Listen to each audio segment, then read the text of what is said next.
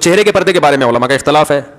امام ابو حنیفہ رحمہ اللہ کی رائے یہ کہ چہرے کا پردہ فرض نہیں ہے. امام شافعی اور امام احمد بن حنبل کی رائے یہ کہ چہرے کا پردہ بھی فرض ہے. بالکل ایسے ہی وہ کہتے ہیں اس میں بھی سرے سے کوئی آپشن عورت کے پاس ہے ہی نہیں. وہ چہرہ لازمی ہر قیمت پہ اس نے چھپانا ہے, اس میں گنجائش کا پہلو نہیں ہے. جیسے سر کے بال چھپانے ایسے چہرہ بھی چھپانا. دیکھیں عورت کا جو پردہ ہے نا, ایک ہے بیسک پردہ بنیادی جو ہر عورت نے کرنا ہی کرنا ہے.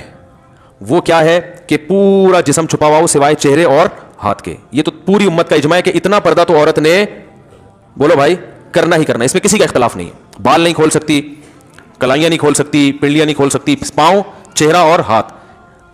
یہاں تک سمجھ میں آئی بات؟ یعنی یہ تو اس کا تو آپشن ہے ہی نہیں سر کے بال کھولنے کا یا سر سے چادر ہٹ جائے. دوسرا ہے چہرے کا پردہ. تو چہرے کے پردے کے بارے میں علماء کا اختلاف ہے. امام ابو حنیفہ رحمہ اللہ کی رائے یہ کہ چہرے کا پردہ فرض نہیں ہے. امام شافعی اور امام احمد بن حنبل کی رائے یہ کہ چہرے کا پردہ بھی فرض ہے. بالکل ایسے ہی وہ کہتے ہیں اس میں بھی سرے سے کوئی آپشن عورت کے پاس ہے ہی نہیں. وہ چہرہ لازمی ہر قیمت پہ اس نے چھپانا ہے, اس میں گنجائش کا پہلو نہیں ہے. جیسے سر کے بال چھپانے ایسے چہرہ بھی چھپانا. امام حنیفہ کی جو اصل رائے ہے وہ یہی ہے کہ چہرے کا پردہ فرض نہیں ہے اصل کے اعتبار سے. تو چہرے کا پردہ جو فرض ہے وہ جہاں فتنے کا خوف ہوگا تو وہاں فرض ہوگا, جہاں فتنے کا خوف نہیں ہے وہاں فرض نہیں ہے. فتنے کا خوف ہو پھر بھی فرض نہیں ہے, ایسی کسی فقیہ کی رائے نہیں ہے. کیونکہ قرآن مجید کی جو آیت ہے نا یدنین علیہن من جلابیبہن, جب گھر سے باہر نکلو تو اپنے اوپر چادریں ڈال لیا کرو, تو ظاہر اس میں چہرہ بھی آئے گا.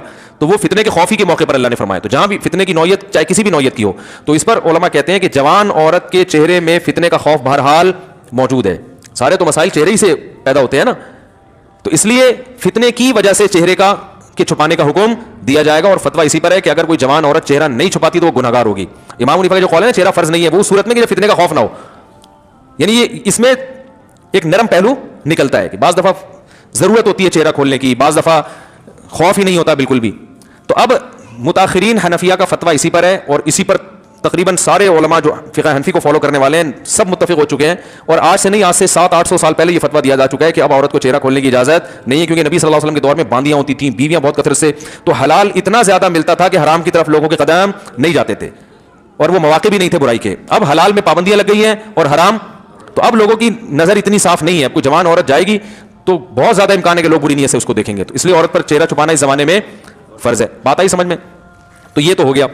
لیکن اس میں چونکہ اختلاف ہے اور ایک پہلو نکلتا ہے, تو جہاں شدید مجبوری ہوگی تو وہاں گنجائش دی جائے گی. مجبوری کا مطلب کوئی ایکٹر ہے, اداکارہ ہے, فلم ایکٹریس ہے, وہ توبہ کر رہی ہے, تو اب اس بیچاری نے جہاں ایسی بے حیائی میں زندگی گزاری, اب اس کو تھوڑا نرمی کی طرف کہ بھائی چلو تم وہ پردہ کر لو جو سب کا جس پر اتفاق ہے. Some thing is better than nothing. اب آپ اس کو مکمل کہیں گے جی وہ سر کے بال سے لے کے پاؤں کے ناخن تک, تو اس کے لیے مشکل ہوگا. بات آ رہی ہے سمجھ میں؟ تو ایک علماء صلحاء کے گھرانے کا معاملہ کچھ اور ہے, ایک بالکل لبرل عورت جو بیچاری توبہ کر رہی ہے, تو اس کو تو گنجائش کا پہلو دیا جائے گا نا. بھائی پہلے تو بالکل ہی ڈانس کرتی تھی, ناچتی تھی, گاتی تھی, ایکسپوز کرتی تھی, چلو اب اتنا ہو کہ چہرہ کھول لو, باقی جسم ڈھانپ لو. تو ایسے موقع پر اس کو گنجائش دی جائے گی, گنجائش کے فتوے سے فائدہ اٹھا کے, سمجھ لیں. یا کسی عورت کے لیے اور مشکلات پیش آ رہی ہیں معاشرے میں, بہت جینا حرام کر دیا, بعض دفعہ رشتہ دار طلاق تک دے دیتا ہے شوہر پردہ کرنے پر. تو جہاں عورت کو یہ خطرہ ہو کہ میاں طلاق ہی دے دے گا, تو عزیمت تو یہ کہ لے لے طلاق, لیکن وہ خطرہ ہے کہ بھائی طلاق کے بعد میں کہاں جاؤں گی, کسی برائی میں نہ پڑ جاؤں. تو پھر ایسی صورت میں بھی اس عورت کو گنجائش دی جاتی ہے, بھائی مجبوری ہے, تمہارا شوہر نالائق ہے, زبردستی کر رہا ہے, تو چہرہ دیور کے سامنے ایسی مجبوری میں کھولنے کی گنجائش ہوگی. انشاءاللہ گناہ بیوی کو نہیں ہوگا, شوہر کو پھر بھی گناہ ہوگا کہ مجبور کیوں کر رہا ہے اس کو. تو یہ تیسرا پردہ ہے, وہ ہے تقویٰ. تقوی کا تقاضا یہ ہے کہ عورت سر کے بال سے لے کے پاؤں کے ناخن تک اپنے آپ کو, اچھا یہ جو بوڑھی عورتیں یہ چہرے کے پردے سے مستثنا ہے, ان پر لازم نہیں کیونکہ اس میں فتنہ نہیں ہوتا. تو تقوی کا تقاضا یہ ہے کہ سر کے بال سے لے کے پاؤں کے ناخن تک اپنے آپ کو ڈھانپ لے, جیسے عرب عورتیں کرتی ہیں. دیکھا ہوگا دیندار عرب عورتیں ہاتھوں میں دستانے ہوتے ہیں. بعض حضرات یہ بھی کہتے ہیں اتنا پردہ اسلام میں نہیں ہے, پورا جن بنا دیا اس کو, ایسا یہ غلط ہے. اسلام نے پردے کو اپریشیٹ کیا, جتنا زیادہ اپنی مرضی سے عورت پردہ کرے گی اتنا زیادہ پسندیدہ ہے. صحابیات میں مخدرات بھی ہوا کرتی تھیں. مخدرات کہتے ہیں وہ عورتیں جن کے جسم کے کپڑے پر بھی کسی کی نظر نہیں پڑتی تھی, اتنا اپنے آپ کو مردوں سے چھپاتی تھی. تو اسلام نے عورت جتنا زیادہ پردہ کرے گی اس کو اپریشیٹ کیا ہے, ہاں بشرطے کہ اس سے ضروری کاموں میں حرج نہ ہو رہا ہو. اب جوائنٹ فیملی میں بہو صاحبہ نے مخدرات میں شامل کر کے دروازہ بند کر کے کنڈی لگا دی کہ دیور کی میرے کپڑوں پہ بھی نظر نہیں پڑنی چاہیے, تو یہ تقوی کی یہ مقام تو حاصل ہو گیا, لیکن روٹیاں کون پکائے گا بھائی, گھر کا کام کون کرے گا ہے, یا جو بھی گھر کے کام کاج ہیں جو سب نے مل بانٹ کے کرنے ہیں, وہ تو ایسے موقع پر اس کو کہا جائے گا چہرے کا پردہ کریں آپ. باقی جتنا پردہ کام کاج کے دوران اگر کچھ تھوڑی بہت کلائیاں کھل جاتی ہیں یا ہاتھ کھل جاتے ہیں وہ معاف ہیں. امام یوسف رحمہ اللہ سے صراحتاً منقول ہے کہ جوائنٹ فیملی میں اگر گھر چھوٹا ہو, عورت برتن دھوتے ہوئے اس کی کلائی کھل جائے اور دیور کی نظر کلائی پہ پڑ جائے تو انشاءاللہ گناہ نہیں ہوگا, کیونکہ اس سے بچنا بہت مشکل ہے نا. آستین پوری یوں کر کے وہ برتن دھوئے گی تو آستینے کی لی ہوتی ہے, تو تھوڑا بہت اس کو آستینیں چڑھانی پڑتی ہیں, احتیاط کے باوجود بعض دفعہ نظر پڑ جاتی ہے. ہمارے یہ بھی فرمایا کرتے تھے عورت جوائنٹ فیملی میں پردہ کرے, چہرہ چھپائے, لیکن اگر بے احتیاطی میں چہرے پہ دیور کی نظر نہ چاہتے ہوئے غلطی سے پڑ جاتی ہے تو کوئی بات نہیں, معاف ہے. کیونکہ اب گھر میں رہتے ہوئے اتنی بے احتیاطی ہو جاتی ہے, اس میں زیادہ مسئلہ کھڑا کریں گے تو گھر کا ماحول خراب ہوتا ہے. تو پردہ کرے چہرے کا, لیکن اگر کبھی غلطی سے بے احتیاطی ہو جائے تو انشاءاللہ معافی ہے. لیکن میں آپ کو ایک بات بتاؤں, جو محتاط لوگ ہیں نا, ہمارے ایسے بہت سے اساتذہ ہیں جن کے گھروں میں کئی بھائی ہیں ماشاءاللہ, بیویاں بھی ساتھ رہتی ہیں, وہ کہتے ہیں 10 سال ہو گئے ہم جوائنٹ فیملی میں, کبھی ہماری نظر اپنی بھابھی پہ نہیں پڑی. وہ بتاتے ہیں کہ غلطی سے بھی نہیں پڑی. تو تمیز اگر ایک دفعہ مارکیٹ میں آ جائے نا تو وہ ایسا غلطی سے بھی ہوتا نہیں, لیکن بہرحال ہو جائے تو معاف ہے. ہم تو 10 سال سے رہ رہے ہیں, کبھی نظر بھی نہیں پڑی, اکٹھے رہ رہے ہیں, نہیں پڑی. تو وجہ اس کی ہے کہ ان کو پتا ہوتا ہے بھائی بیگم آ رہی ہے یا بھابھی آ رہی ہے, تو نظر وہ خود ہی نیچے کر لیتے ہیں. بھائی ٹھیک ہے, انہوں نے کھانا رکھا, چلی گئی, نظر پہلے سے نیچے. جس کی نگاہیں خراب ہوتی ہیں نا, وہ پہلے دروازے پہ یوں کر کے دیکھ رہا ہوتا ہے, آنے تو دو, پہلے دیکھوں گا میری بیگم ہے یا بھابھی آ رہی ہے, آنے دو. آئے گا, اچھی طرح مطالعہ کرے گا, پھر کہے گا بھائی اسلام میں اچھا نہیں ہے. اور جو تقوی والا آدمی ہوتا ہے وہ نظر نیچی کرتا ہے, وہ کہتا ہے اگر بیگم ہوگی تو خود ہی منہ سے بول دے گی نا کہ میں بیگم ہوں, تو نیچے رکھو وہ نظر.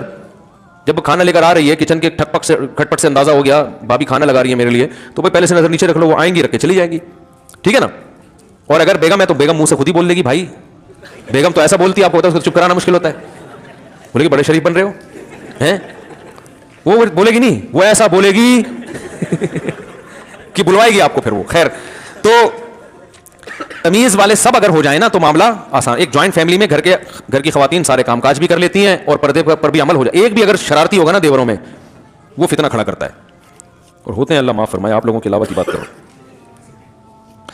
جناب مفتی صاحب, میں درس سے مکی سنتی ہوں یا آپ کا درس, تو میری استانی کہتی ہیں کہ سر پر دوپٹہ اوڑھ کر سنو, جبکہ میں اس وقت جھاڑو پوچھا وغیرہ کر رہی ہوتی ہوں. بھائی وہ مولانا مکی صاحب کو آپ سنتی ہیں تو وہ تھوڑی دیکھ رہے ہوتے ہیں آپ کو, تو بہتر ہے کہ سر پہ ویسے ہی چادر رکھنی چاہیے عورت کو ہر وقت, حیا کا تقاضا ہے, لیکن یہ واجب نہیں ہے. تو وہی ہے نا, جتنا کرے گی پردہ اتنا اچھا ہے, حیا کا تقاضا ہے, لیکن واجب نہیں ہے. دوپٹہ اوڑھنا ضروری نہیں ہے. پل صراط پر سے لوگ حساب کتاب کے بعد گزریں گے یا پہلے؟ پل صراط پر لوگ حساب و کتاب کے بعد گزریں گے. جس کا حساب اچھا ہو گیا تو وہ انتہائی اسپیڈ سے گزرے گا, اور جس کا برا ہو گیا وہ کٹ کے گرے گا. اللہ سب کو محفوظ رکھے. ہم خواتین کو جماعت کے ساتھ نماز کا طریقہ بتا دیں. وہی طریقہ جو مردوں کا ہے, جو جس طرح سے مرد پڑھ رہے ہوتے ہیں خواتین بھی اسی طرح سے پڑھیں گی.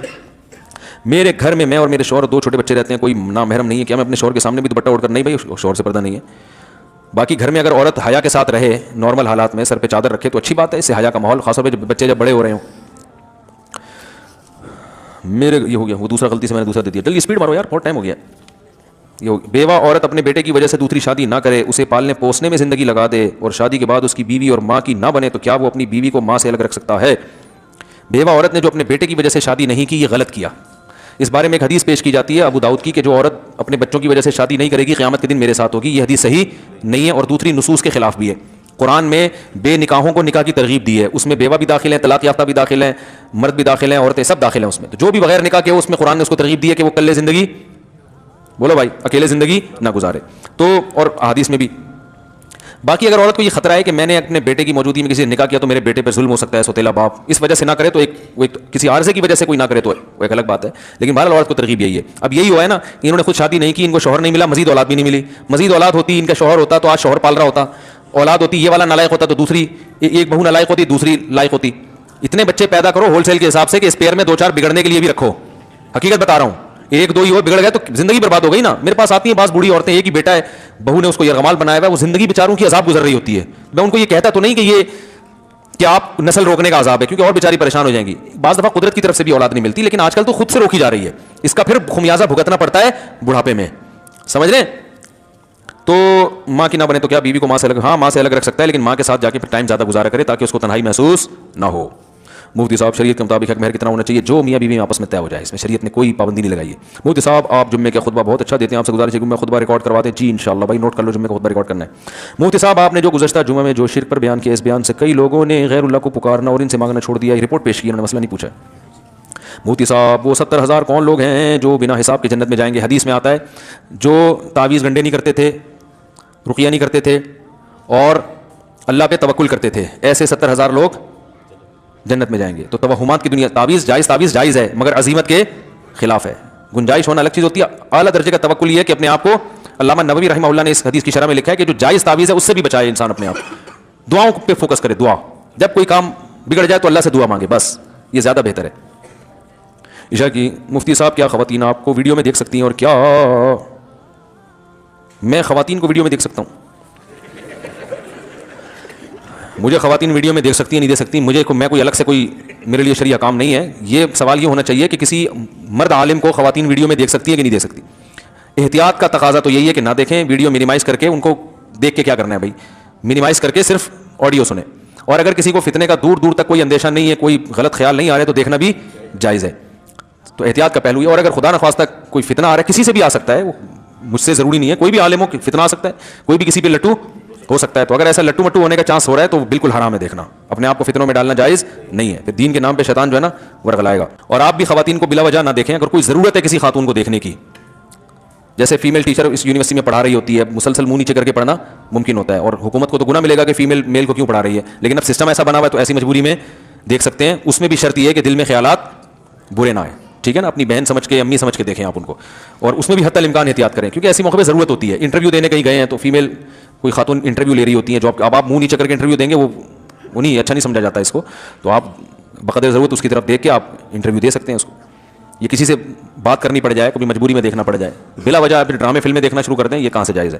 تو کوئی ضرورت ہو تو ٹھیک ہے, ضرورت نہیں ہے تو ٹھیک نہیں ہے. اور اگر ضرورت ہو لیکن فساد کا خطرہ ہو, برے خیالات کا خطرہ ہو, تو یہ بالکل جائز نہیں ہے. اور خطرہ ہر آدمی کے لیے, کنواروں کو خطرے زیادہ ہوتے ہیں, میرڈ آدمی کے لیے خطرہ کم ہو جاتا ہے, تو یہ بھی فرق ہے اس میں. تو میں چھڑو, ہم چھڑے چھاٹوں کو تو قطعاً اجازت نہیں دیتے کہ وہ یوٹیوب پہ یا ادھر ادھر کسی اچھی نیت سے بھی انٹی کو دیکھنے کی کوشش کریں. آپ اچھی نیت نہیں, آپ کا دماغ جو ہے نا کسی اور طرف جائے گا.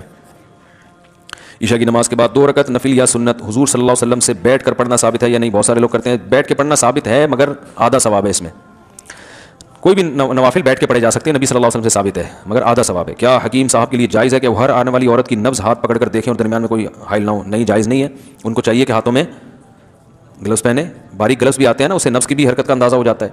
تو یہ حکیم کوئی بھی ہو اس طرح سے نبض دیکھ سکتے ہیں, ورنہ بلا حائل عورت کو ہاتھ لگانے جبکہ ضرورت بھی نہیں ہے نا, یہ کام گلوز سے بھی ہو سکتا ہے. مفتی صاحب, تفسیر قرآن میں سب سے بہترین تفسیر کون سی ہے جو گھر میں تمام افراد پڑھیں؟ یعنی مفتی شفیع صاحب کی, حکیم الامہ مرحوم تھانوی رحمہ اللہ کی سب سے بہترین تفسیر علماء کے لیے بیان القرآن ہے, حضرت مولانا اشرف علی تھانوی رحمہ اللہ تعالیٰ کی. ابھی عصر کے بعد, مغرب کے بعد میں اس کا مطالعہ کر رہا تھا, تو میں ایک دوست بیٹھے ہوئے تھے, ان کو بتا رہا تھا یار یہ ایسی تفسیر, وہ قرآن کو حل کیا اس میں, زیادہ ادھر ادھر کی باتیں بھی نہیں ہے, ٹو دا پوائنٹ بات ہوتی ہے, اور لیکن وہ علماء کے سمجھنے کی, عوام کے سمجھ میں ہے اردو میں, مگر پھر بھی وہ علماء کو سمجھنے کی ہے. عوام کے لیے معرف القرآن بھی ٹھیک ہے, اور ابھی حضرت مفتی تقی عثمانی صاحب کا جو آسان ترجمہ ہے وہ بہت آسان ہے, عوام کے سمجھنے کے لیے بہت اچھا ہے. بہت ساری تفسیریں, جو سب سے اچھی ہے میری نظر میں وہ میں بتا رہا ہوں. استاد جی, جمعے کے دن بیان کے بعد لوگ چلے جاتے ہیں اور سنتیں اکثر بھول جاتے ہیں, تو پلیز نصیحت کریں بھائی, سنتیں پڑھا کرو, سنتیں موقع ہیں. مولانا طارق جمیل صاحب نے داڑھی پر کلر لگایا ہوا ہے, یا ٹھیک ہے, یا یہ ٹھیک ہے یا نہیں؟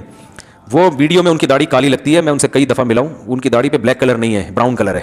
کیمرہ جو ہے نا کلر ہی چینج کر دیتا ہے, کیمرے کے تو اپنے کلر ہوتے ہیں نا, تو ان کی داڑھی بلیک نہیں ہے بلکہ تو براؤن کلر لگانا جائز ہے. کئی دفعہ ملا ہوں تو بالکل الگ کلر نظر آ رہا ہوتا ہے, جو کیمرے میں تو بلیک نہیں, ویسے جو ملو تو صاف پتہ چل رہا ہوتا ہے یہ بلیک کلر نہیں ہے, براؤن کلر ہے. تو کلر لگا سکتے ہیں اور داڑھی کو رنگین بھی کر سکتے ہیں. آپ صلی اللہ علیہ وسلم نے حضرت ابو بکر کے والد کو جب دیکھا کہ سفید داڑھی ہے, تو آپ نے فرمایا کہ اس رنگ کو تبدیل کر دو, لیکن کالے رنگ سے بچو, تو آپ نے ترغیب دی. تو اور خاص طور پہ علماء کے لیے تو یہ اس لیے بھی اور زیادہ مستحب ہے کہ دیندار لوگوں کی اگر پرسنالٹی ایک زیادہ دیکھنے میں خوبصورت لگتے ہیں نا, تو بات اثر بھی انسان کی شخصیت کا بھی بڑا اثر پڑتا ہے. دیکھو تمام پیغمبر خوبصورت آئے ہیں, کوئی پیغمبر بصورت نہیں بھیجی اللہ نے, کیونکہ شکل و صورت کا بڑا اثر پڑتا ہے, یہ نیچر ہے انسان کی. گورے پتہ کیا کہتے ہیں, خوبصورت لوگوں کا کامیاب ہونے کا چانس بصورتوں سے زیادہ ہے, ان کو لوگ جلدی قبول کر لیتے ہیں, حالانکہ اس کا عمل سے تعلق نہیں ہے, لیکن ایک انسانی نیچر ہے. تو اب کوئی بصورت ہے تو بھائی وہ دوسرے طریقے سے اعمال میں خوبصورتی پیدا کر کے اس کو پورا کر لے. قد چھوٹا ہے آپ کا, تو آپ اعمال ایسے کرو جن کا قد بہت اونچا ہو, تو اس طرح سے تلافی ہو سکتی ہے. قد بھی چھوٹا ہے, شکل بھی اچھی نہیں ہے, اعمال بھی ٹھیک نہیں ہے, باتیں بھی گندی ہیں, پھر معاشرے میں آپ بچپن میں کہتے تھے نا, کوئی الٹی سیدھی بات کرتے ہیں, کہتے ہیں یار شکل اچھی نہیں ہے تو بات تو اچھی کر لیا کرو. چلو شکل تو اللہ نے بنانی, بات تو خود سوچ کے کر رہے ہو نا, یہ بڑا بچپن میں ملفوظ چلتا تھا. تو قدرت کی طرف سے ایک آزمائش ہے. وہ عبداللہ بن مسعود بہت دبلے پتلے تھے, چھوٹے قد تھے, پنڈلیاں اتنی باریک تھیں کہ شلوار تھوڑا نیچے رکھتے تھے, پنڈلیاں نظر نہ آئیں, لیکن علم میں اتنا کمال پیدا کیا کہ حضرت عمر جو اونچے قد کے تھے نا, حضرت عمر کی تو بڑی پرسنالٹی تھی, جب کوفہ سے حضرت ابن مسعود چل کے آتے مدینہ, حضرت عمر ان کے استقبال میں کھڑے ہو جاتے تھے اور فرماتے ہیں کنیف ملیا علما, چھوٹے سے قد کا آدمی علم سے بھرا ہوا ہے, صحیح ہے نا, علم کے لحاظ سے اسپیس بہت ہے, علم سے بھرا ہوا ہے. تو اس طرح سے تلافی کرنی چاہیے, کیونکہ جو خوبصورت ہے اگرچہ اعمال اچھے بھی نہ ہوں, لیکن پھر بھی لوگ بعض دفعہ خوبصورتی کی وجہ سے اس سے محبت کر لیتے ہیں, تو اس کے پاس ایک آپشن ہے, ٹھیک ہے نا. جو بیچارہ خوبصورت نہ ہو, پھر اعمال بھی اچھے نہ ہوں, اس کی ناکامی کا چانس زیادہ ہوتا ہے. اور اگر اعمال اچھے کرے گا تو اللہ اس کی میں اگر خوبصورتی نہیں ہے تو اس کی بھی تلافی قیامت کے دن کر دے گا, اس کے نعم البدل عطا کرے گا اس کو قیامت کے دن. تو علماء کو چاہیے ویسے بھی اپنا پرسنالٹی کا بہت زیادہ خیال کریں تاکہ لوگوں پر ان کی بات زیادہ اثر کرے. سفر میں سنت نفل پڑھ سکتے ہیں یا نہیں؟ سفر بھائی کئی دفعہ بیان کر چکا ہوں, 2 طرح کا ہوتا ہے. ایک ٹریول کرتے ہوئے آپ جا رہے ہیں یہاں سے لاہور جا رہے ہیں ٹرین میں, تو ایسے موقع پہ تو صرف فجر کی 2 سنتیں پڑھیں اور وطر پڑھیں, باقی سنتیں چھوڑ دیں. لیکن اگر کہیں مقام پہ پہنچ چکے ہیں 12 دن کے لیے 10 دن کے لیے, تو ہیں تو مسافر, لیکن وہ مشقت بالکل ختم ہو گئی ہے, تو اب وہاں پر سنت موقدہ ہی رہتی ہیں. حدیث میں جو نبی صلی اللہ علیہ وسلم سے سفر میں سنتیں چھوڑنا ثابت ہے, وہ ٹریولنگ کے دوران والی روایات ہیں. کیا بچوں پر کوئی نام بھاری پڑتا ہے؟ کچھ نہیں بھاری پڑتا, جو نام رکھو اچھا سا نام. مفتی صاحب بیان کے وقت کو تھوڑا مختصر کریں, لوگ بہت دور سے آتے ہیں مجھے دیتے ہیں کون ہے بھائی یہ. ایک صاحب بولتے ہیں کہ آپ عالم نہیں ہیں, آپ کے پاس جو ڈگری ہے وہ جعلی ہے, اور یہ بھائی جو مجھے عالم نہیں سمجھتا وہ بیان نہ سنے. کیا خیال ہے بھائی؟ بولنے پر تو کوئی بھی کچھ بھی بول سکتا ہے, گورنمنٹ کی طرف سے کوئی پابندی نہیں ہے, کوئی بھی کچھ بھی بول لے. آج کل سردی, انہوں نے جو ایسا الزام لگا رہے ہیں وہ ڈگری دیکھی ہے میری, انہوں نے جعلی ہے یہ اچھی ہے. آج کل سردی کے موسم میں اگر غسل فرض ہو جائے تو گیزر کی سہولت بھی نہیں ہے, تو پھر کیا کریں؟ غسل کریں. نماز چھوڑنے کی اجازت نہیں ہے, رات کو پانی گرم کریں چولہے پہ تمیز سے اور نہائیں. فرض نماز چھوڑنے کی اجازت کسی قیمت پہ نہیں ہے. کچھ عرصے بعد میری شادی ہے, میں اگر آپ کو ولیمے میں دعوت دوں تو آپ تشریف لائیں گے؟ نہیں, ٹائم شارٹ ہے بھائی, ٹائم شارٹ چل رہا ہے مارکیٹ میں. اب میں دعوت میں جا کے نا پھر اتنا اپنے آپ کو برا بلا کہتا ہوں, رات کو دیر سے کھانا, پھر دیر سے نیند, پھر بدعزمی, پھر ساری صبح کی ترتیب. ان کی تو دعوت ہو گئی اور ہمارا بیڑا غرق ہو گیا اس سے, ایسی کی تیسی ہو جاتی ہے, سارا دن خراب گزرتا ہے, سارے کام رہ جاتے ہیں. تو بھائی جس کو بڑی محبت ہے یا تو وہ دوپہر کا, اب پھر دوپہر کو لوگ بلانا شروع کر دیں گے, جس کو بہت محبت ہے وہ بس محبت کا ویسے اظہار کر دے. ہاں بعض دفعہ لوگ نکاح پڑھانا چاہتے ہیں مجھ سے, تو اس کا ہم جو ہے نا, وہ بہت سارے لوگ ہیں جو نکاح پڑھوانا چاہتے ہیں, تو نکاح پڑھوانے میں تو کوئی ٹائم لگتا نہیں ہے, تو اس کا ہم ایک ایسا ٹیکنیکل طریقہ بھی نکال رہے ہیں, آن لائن کوئی سسٹم بنا دیں گے کہ پوری دنیا میں, اور اس میں فائدہ یہ بھی ہوگا کہ بہت سے لوگ سادگی سے نکاح کرنا چاہتے ہیں. یہ تو شریعت میں ترغیب ہے نا اس کی, تو جب سارے کام آن لائن ہو رہے ہیں تو نکاح بھی کیسا ہونا چاہیے؟ ارے تم ادھر ہی بیٹھو, تم ادھر ہی بیٹھو, ادھر سے ہی ہو جائے گا. آج ہمارا مغرب کے بعد مشورہ ہوا ہے, ایک ہمارے دوست ہیں بڑے زبردست مشورے لے کے آتے ہیں مارکیٹ میں. انہوں نے کہا بھائی دیکھو, دنیا میں نکاح کو آسان بنانے کا ایک بہترین طریقہ یہ بھی ہے کہ مفتی صاحب آپ ایک کام ایسا کرو کہ ایک ویب سائٹ بناتے ہیں, پوری دنیا میں جو جہاں بیٹھا ہے, بھائی زنا معاشرے میں پھیل رہا ہے نا, تو نکاح کو بھی آسان بنانا چاہیے نا.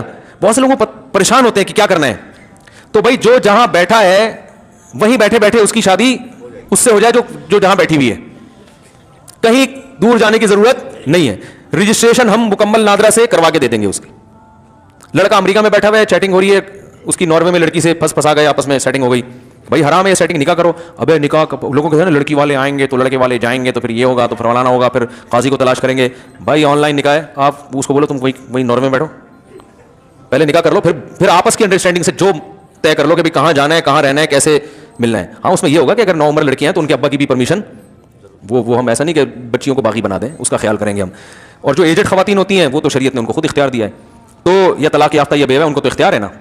تو کنواری جو 9 عمر لڑکی ہے ان کے بارے میں ڈر ہوتا ہے کہ لڑکا الو نہ بنا رہا اس کو, کہ بھائی مفتی صاحب کی آن لائن نکاح ہوتا ہے, ابھی پڑھوا لوں, پڑھوا کے بیچاری کا بیڑا غرق کر دے گا, تو چھوڑ دیتے ہیں بعض دفعہ. تو اس میں میرا اصول یہ ہے کہ کوئی 9 عمر لڑکی آتی ہے نا, میرا فلاں سے نکاح پڑھا دوں, میں کہتا نہیں بھائی باپ کو لے کر آؤ, ابا کے بغیر کہنے نہیں بہت اچھا ہے. میں نے کہا ابھی اچھا ہے, نکاح سے پہلے جب نکاح ہو جائے گا, ابا انوالو ہے نہیں, خاندان ہے نہیں, لٹکا کے چھوڑ دے. دیکھو اللہ کے خوف سے بیوی کے حقوق تو بہت ہی کم لوگ ادا کرتے ہیں, سالے اور سسر کے خوف سے جتنے حقوق ہیں نا آج کل وہ ان کے خوف سے ادا ہو رہے ہیں. تو بھائی ابا کو لے کر آؤ. ہاں میچور لڑکی ہے وہ ایک الگ بات ہے, وہ اپنا اچھا برا سمجھتی ہے. جو 9 عمر بچی ہیں وہ تو نہیں. تو ایسا سیٹ اپ انشاءاللہ ہم بنائیں گے کہ بھائی تم امریکہ میں بیٹھے رہو, تم جاپان میں بیٹھے رہو, اور ہم یہیں بیٹھے ہوئے ہوں گے, اور ایک LED لگا دیں گے. گواہ بھی ہم ہول سیل ان کا کچھ کمیشن بھی رکھ لیں گے گواہوں کا. جب تمہیں فون کیا 50 روپے میں تمہیں یہاں پہنچنا ہے, سمجھ رہے ہو نا, جب بھی فون کیا جہاں بھی ہوگے, تاکہ آسان ہو نا, تو 50 روپے میں تمہیں یہاں, وہ کمیشن 50 یا 100 یا جو بھی وہ تو مشورہ کر لیں گے. اور نادرا مادرا کا بھی جو بھی حساب ہے وہ کسی کے ذمہ لگایا. تو جو مجھے مشورہ دے رہے تھے, میں نے کہا پھر یہی بسم اللہ کر کے آپ ہی شروع کرو, بتاؤ نکاح میں پڑھاؤں گا, کیونکہ وہ تو لوگ دلچسپی لیتے ہیں نا کہ بھی مولانا صاحب پڑھائیں. تو اور یہ یہیں بیٹھے بیٹھے ہو جائے گا, آپ کا بھی ٹائم بچے گا اور ہمارا بھی. اب ہم جا رہے ہوتے ہیں, لانڈی جا رہے ہیں نکاح پڑھانے کے لیے, راستے میں پھنس گئے. اپنی شادی میں اتنی ٹینشن نہیں ہوئی تھی جتنی لوگوں کی شادیوں میں ٹینشن ہوتی ہے یار. اپنی تو ہم بڑے آرام سے ہو گئی تھی, کوئی تھا ہی نہیں. دوسری تو ایسے ہی ہوتی ہے بھائی. تو اب کسی اور کے نکاح پڑھانے, پھر وہ دولہا والے آ رہے ہیں, دلہن والے آ رہے ہیں. وہ بھائی اتنی ٹینشن یار, تم کتنا ٹائم تم نے ہمارا پی گیا. تو یہیں بیٹھے بیٹھے بھائی تم وہیں بیٹھو, ادھر ہی بیٹھو. اور یہ بھی ممکن ہے میں اپنی جگہ کسی نمائندے کو بھیج دوں, تم گواہ ہوا ہے, میں آن لائن نکاح پڑھاؤں گا, یا کوئی بھی مولانا صاحب پڑھا دیں گے جو کسی اور سے پڑھوانا چاہے. ایک سسٹم آ جائے گا نا لوگوں کے پاس, بھائی فلاں سے پڑھوانا ہے, تو بھائی سسٹم ہے ہمارے پاس, اس سسٹم کے تحت آپ نے جس سے پڑھوانا ہے پڑھوا لیں. ابھی ہمارے ایک ریلیٹو تھے, ان کی شادی ہونے والی ہے نا, تو میں سوچ رہا تھا حضرت مولانا طارق صاحب سے نکاح پڑھواؤں. تو میں نے کہا یار ان کو فون کر کے بلانا لے جانا, اتنی ٹینشن. تو میں نے کہا ڈیجیٹل سسٹم کے تحت ان سے بولوں گا حضرت وہیں سے بیٹھے بیٹھے پڑھا دیں. اب میری بات ہوئی نہیں ہے ان سے, لیکن یہ بڑا ٹیکنیکل طریقہ ہے. بھائی یہ سسٹم کا فائدہ اٹھاؤ نا, فائدہ اٹھاؤ, آسان کر دو نکاح کو. تو وہیں میں نے ایسے نکاح پڑھائے بھی ہیں. لڑکی کینیڈا میں تھی, لڑکا دبئی میں. تو پریشان تھا یہ. میں نے وہیں سے فون پہ نکاح پڑھایا, ایک لڑکے کے ذمہ لگا ان کے ڈاکومنٹس منگواؤ, نادرا سے رجسٹریشن کروا کے بھیج دی. لڑکی کے ابا شادی نہیں کر رہے تھے, بڑے اللہ ان کو ہدایت دے, کر کے ہی نہیں دے رہے تھے بچی کی شادی نا, بچی بڑی ہو گئی تھی. تو ہم نے جب نادرا کا سرٹیفکیٹ, لڑکی کی عمر زیادہ تھی, بھیج دیا. ابا نے دیکھ لیا کام پکا ہو گیا بیٹا. تو پھر ابا نے مجھے بلایا دعوت میں کہ اب تو ہو ہی گیا کام, اب ایک شادی پبلک کو دکھانے کے لیے بھی کر لیں. انہوں نے مجھے خود کہا کہ بھائی بدنامی نہ ہو. میں نے کہا حرکتیں ایسی نہ کیا کرو نا کہ بچیوں کی, یہ ان سے کہا تو نہیں, دل میں سوچ رہا تھا بچی کی عمر دیکھو کتنی ہو گئی ہے, کر ہی نہیں رہے, دلچسپی نہیں ہوتی بعض لوگوں کو, سب کی بات نہیں, بہت سے ایسے بھی ہوتے ہیں. کام پکا ہو گیا بھائی, لڑکا بھی برائی سے بچ گیا, لڑکی بھی, اور ماشاء اللہ بڑی ہنسی خوشی زندگی گزار رہے ہیں. تو ان کے نے کہا اب ایسے بھی پڑھا دو. ہم نے کہا چلو ویسے بھی پڑھا دیتے ہیں پبلک کو دکھانے کے لیے, تو آپ بھی خوش ہو جائیں گے. یہ جھوٹی موٹی کا نکاح ہوا دوسرا, پہلا سچی مچی کا تھا, وہ نادرا بالکل. تو میں نے کہا دولہا سے کہا ساری زندگی یہ نادرا کا فارم سسرال سے چھپا کے رکھنا ہے. وہ بولیں گے یار شادی اس تاریخ ہوئی تھی, ڈیٹ وہ والی ڈلی. یہ بھی بڑا زبردست سین ہو جاتا ہے بعض دفعہ. تو لیکن میں نوعمر بچیوں کے ساتھ ایسا نہیں کرتا. ان کو تو کوئی لڑکا, اور بعض دفعہ دولہا کو انسان ذاتی طور پہ جانتا ہے, اس کو پتا ہوتا ہے کہ یار یہ خراب آدمی نہیں ہے. تو ایسا کوئی سسٹم انشاءاللہ بنا رہے ہیں. پھر آپ جہاں آپ لانڈی میں بیٹھے بیٹھے آپ کی شادی ہو جائے گی. لڑکی اورنگی ٹاؤن میں رہتی ہے, آپ لانڈی میں رہتے ہیں. بھائی نکاح پہلے نمٹاؤ یار, بعد میں پھر طے کرتے رہنا رخصتی کیسے ہوگی. کیا خیال ہے, کام سائڈ پہ لگاؤ, گڈی نو سائڈ چلاؤ. سارا مسئلہ نکاح سے پہلے کا ہوتا ہے. نکاح تو کر دو نا, پھر باتیں کرو, پھر خود ہی طے کرو اپنی بیگم سے فون پہ بات کر کے کہ ہم بتاؤ کس طرح سے آپ شادی چاہتی ہو, کتنے افراد آنے چاہیے, مہر کتنا ہونا. مہر تو خیر نکاح میں پہلے سے طے ہو جاتا ہے. تو ایسا سسٹم دعا کرو بنا دیں, وہ جو بندے نے کام اپنے ذمہ لیا ہے وہ بھاگ نہ جائے. کہ ہوتا یہ کہ لوگ اپنے چکر میں لگ جاتے ہیں, وہ اپنے لیے اچھے اچھے نا رشتے چھاننا. اب یہ رفیع بھائی بیٹھے ہوئے ہیں, یہ تو خیر دیندار آدمی ہے, ان کو میں نے رشتوں کا کام لگایا, تو یہ اپنے لیے نہیں دیکھ رہے, اپنی تو ابھی تک ایک ہی ہے نا ان کی. ورنہ بعض دفعہ یہ بھی خطرہ ہوتا ہے کسی سے رشتے کا کام لو, وہ سارے